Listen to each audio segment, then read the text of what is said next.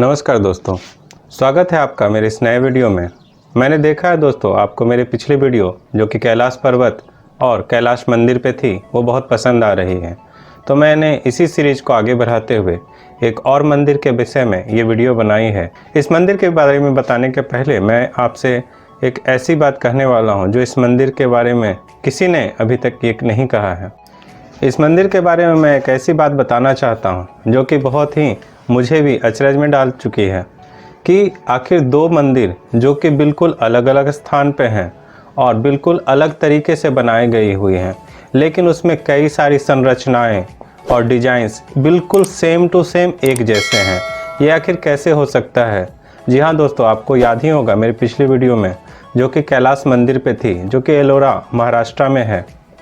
उस कैलाश मंदिर की same to same true copy कह सकते हैं, बिल्कुल देखने में एक जैसी और एक ही डिजाइन की बनी हुई, जबकि दोनों मंदिरों के बनावट में बिल्कुल अलग पद्धति अपनाई गई है उस मंदिर को बनाने में। पर दोस्तों, ये सोचने वाली बात है कि इन दोनों मंदिर में बिल्कुल विभिन्नता है। मतलब इन दोनों को बनाने वाले बिल्कुल अलग जगह के लोग थे और अलग बोलियां बोलते थे, फिर भी दोनों इतनी अधिक आइडेंटिकल कैसे है, यह मुझे देखकर बड़ा ही आश्चर्य हुआ। दोनों ही मंदिर भारत की सबसे पुरानी मंदिरों में से एक है, जिसके बनावट और कब बनी है ये जानने का जो इतिहासकारों द्वारा लिखित रूप से बताया गया है, वह बिल्कुल ऐसा लगता है जैसे कि उसमें कुछ सच्चाई है और कुछ बनावटी है, क्योंकि इतिहासकार भी ये एकदम परफेक्टली सही नहीं बता पा रहे हैं कि आखिर कौन सी मंदिर पहले बनी है और कौन सी मंदिर बाद में, कौन किसको देख के बनाया गया है और कौन सा पहले वाले को देख के बनाया गया है या कौन सा पिछले वाले को देख के बनाया गया है। तो दोस्तों, इसी कड़ी को पूरा बताने के सिलसिले में मैं आपके लिए वीडियो लाया हूं। आपने मुझे पिछले वीडियो में भी बहुत लाइक्स दिए हैं, बहुत प्यार दिया है, और इस वीडियो में भी मैं चाहता हूं कि अधिक से अधिक आप लाइक और सब्सक्राइबर बढ़े मेरे, और अधिक से अधिक मेरा यूट्यूब का परिवार बढ़े। तो इस वीडियो को भी आप अंत तक देखिएगा, जिससे आपको इस मंदिर के बारे में बहुत सी ऐसी बातें मैं बताने वाला हूं जो अभी तक आपको शायद नहीं पता होंगी। इस मंदिर के डिजाइन्स जो आप आर्किटेक्चर ब्लूप्रिंट कहते हैं, वो दोनों ही मंदिरों के बिल्कुल सेम टू सेम है। मतलब इस मंदिर की बनावट सेम टू सेम है। यह मंदिर भारत के दक्षिणी भूभाग केरल में है, जहाँ की कांचीपुरम नाम के स्थान पर इस मंदिर का है। इसीलिए इस मंदिर का नाम भी कांचीपुरम कैलाशनाथर मंदिर है। जी हाँ दोस्तों, यह लगभग 7वीं शताब्दी के आखिरी समय में बनाया गया है। पल्लव वंश के नरसिंहवर्मन नाम के राजा ने बनाया था और इसके आखिरी अग्रभाग को उन्हीं के पुत्र महेंद्रवर्मन तृतीय ने बनाया था। जी हाँ दोस्तों, यह लगभग 7वीं शताब्दी के अंत में और 8वीं शताब्दी के स्टार्ट में बनाया गया हुआ मंदिर है। बहुत सारे इतिहासकारों के द्वारा यह कहा गया है कि यह लाइमस्टोन द्वारा बनाया गया है।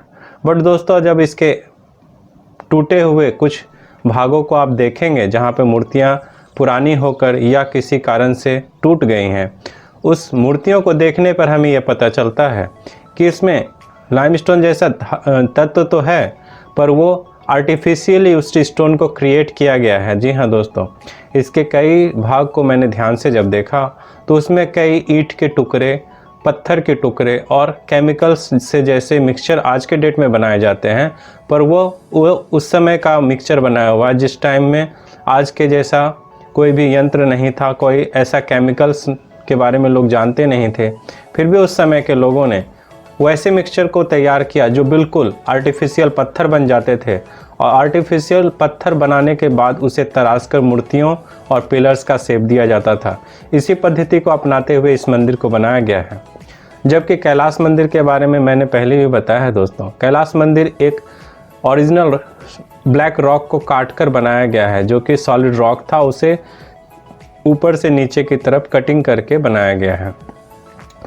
दोनों के डिजाइन में बिल्कुल समानता है। इस दोनों ही मंदिर, जो कि कैलाश मंदिर एलोरा की है और दूसरी कांची की कैलाश मंदिर है, दोनों ही मंदिरों के आर्किटेक्चरल डिजाइन में बहुत ही समानता है, जो कि साफ दिखती है। दोनों डिजाइनों में आप देख सकते हैं कि नीचे पहले छोटे 9 पिरामिड्स बने हुए हैं और उसके ऊपर मुख्य शीर्ष एक नया पिरामिड बना हुआ है। ये दोनों ही डिजाइनों में आपको सेम दिखाई देगा। जो भीतरी भाग है बिल्कुल ही आइडेंटिकल सेम है, दोनों ही शिवालय हैं, मतलब शिव जी का मंदिर। इसमें शिव मंदिर मुख्य रूप से बनाया गया है। शिव मंदिर के अलावा भी यहाँ वैष्णव और शाक्त दोनों ही पद्धति के मूर्तियाँ बनी हुई हैं, जो कि अलग अलग जगहों पे अलग अलग डिजाइन्स में बनी हुई हैं। यहाँ पे गणेश जी की मूर्ति, विष्णु जी की मूर्ति और माँ लक्ष्मी की मूर्ति, शिव जी की तांडव करती हुई मूर्ति बनी हुई है। जी हाँ दोस्तों, दोनों मंदिरों में जो एलोरा का कैलाश मंदिर है और जो कांचीपुरम का कैलाश मंदिर है, दोनों में एक और समानता मुझे देखने को मिली है दोस्तों।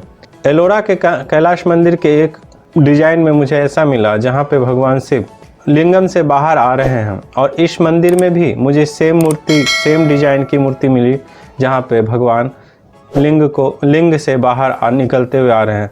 दोनों में इतनी समानता मुझे आश्चर्य में डाल देती है दोस्तों कि इतनी समानता कैसे हो सकती है, जबकि दोनों में डिजाइन करने वाले बिल्कुल अलग अलग लोग थे। यहाँ भी मंदिर में एक मूर्ति ऐसी है जो नटराज का नृत्य करता हुआ मुद्रा में है, और वहाँ के मंदिरों में भी सेम टू सेम ऐसी ही मूर्ति मुझे देखने को मिली थी।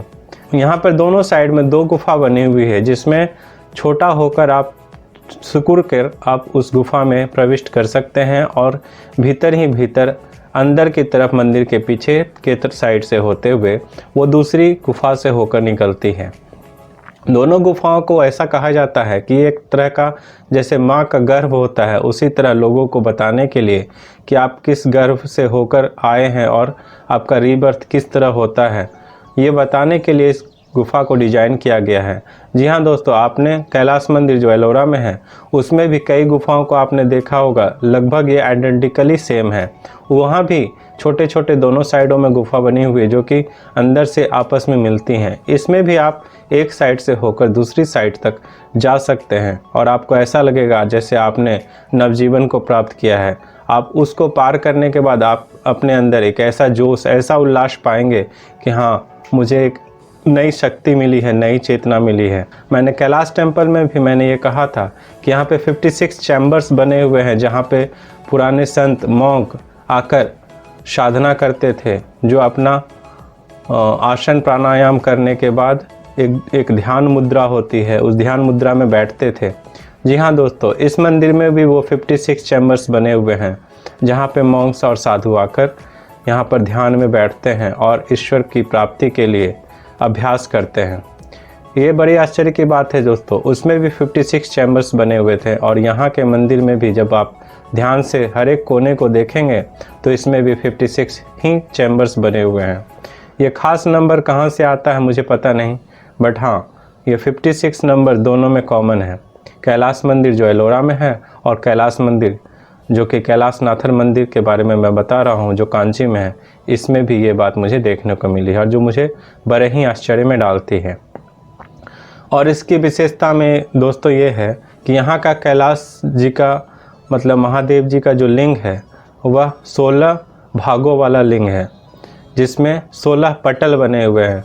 अधिकतर जगहों पे आपने लिंग को देखा होगा कि बिल्कुल गोल लिंग होता है, बट कांचीपुरम के कैलाश मंदिर के लिंग में आपको 16 फलक मिलेंगे, मतलब 16 कोने बने हुए हैं उस लिंग में।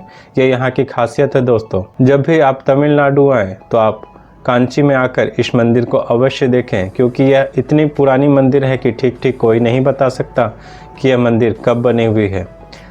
अगर हम विकिपीडिया की बात करते हैं दोस्तों, उसमें जो डिटेल डाली गई हैं कि जो एलोरा की कैलाश मंदिर है वह 1756 ईस्वी के आसपास बनी हुई है, और कांचीपुरम की जो मंदिर बनी हुई है वह 700 ईस्वी के आसपास बनी हुई है। तो ये दोस्तों, ये संभव कैसे है कि दोनों आइडेंटिकली सेम होने के बावजूद, दोनों में इतनी समानता होने के बावजूद ऐसा लगता है कि यह बिल्कुल अलग मंदिर है और बिल्कुल समान मंदिर है। दोनों ही बातें साफ साफ दिखाई देती हैं, जबकि मैंने पहले ही बताया है कि ये इस दोनों मंदिर को बनाने वाले आर्किटेक्चर्स अलग अलग थे, दोनों राजवंश अलग अलग थे, दोनों की बोलियां अलग अलग थी, और दोनों अलग अलग स्थान पे बने हुए हैं। इतिहासकारों में यह ज़बरदस्त प्रॉब्लम है कि दोस्तों इतिहासकार ठीक दोनों ही मंदिर के बारे में यह नहीं बता पाते कि एग्जैक्ट इस मंदिर को कब बनाया गया है। तो हो सकता है दोस्तों दोनों मंदिर को बनाने में एक ऐसे ही पद्धति को अपनाया गया है जो आज के मानव को पता ही नहीं है, जो किसी ऐसे युग का आभास कराती है जिस टाइम में टेक्नोलॉजी अपने चरम पे थी और उसके बाद हम लोगों ने उस युग को ही खो दिया है, भूल गए हैं कि उस युग में जो टेक्नोलॉजी हमारे पास थी, आज उस टेक्नोलॉजी में से कुछ भी हमारे पास शायद अवेलेबल नहीं है। दोस्तों इस मंदिर के और इस रहस्यों को जानने के बाद आपको ऐसा ज़रूर लगा होगा कि आखिर हम कितने उन्नत थे और आज के डेट में हम कितने उन्नतिशील हैं। हो सकता है दोस्तों आगे भविष्य में हम उतने ही उन्नतिशील फिर से हो जाएं, बट जो उन्नति हमारे हिंदू धर्म और हमारे साधु संतों ने की थी उस उन्नति को प्राप्त करने में हमें काफ़ी समय लग जाए। तो दोस्तों मंदिरों का रहस्य के बारे में मैं आगे वीडियो बनाता रहूँगा। अगर ये वीडियो आपको पसंद आई हो तो आप मेरे चैनल को लाइक, शेयर और सब्सक्राइब ज़रूर कर लीजिएगा ताकि आपको मेरे वीडियोज़ के नोटिफिकेशन सबसे पहले मिल सके। तो दोस्तों मेरे वीडियो को लाइक कर दीजिएगा। मिलते हैं अगले वीडियो में, तब तक खुश रहिए, प्रसन्न रहिए। नमस्कार दोस्तों।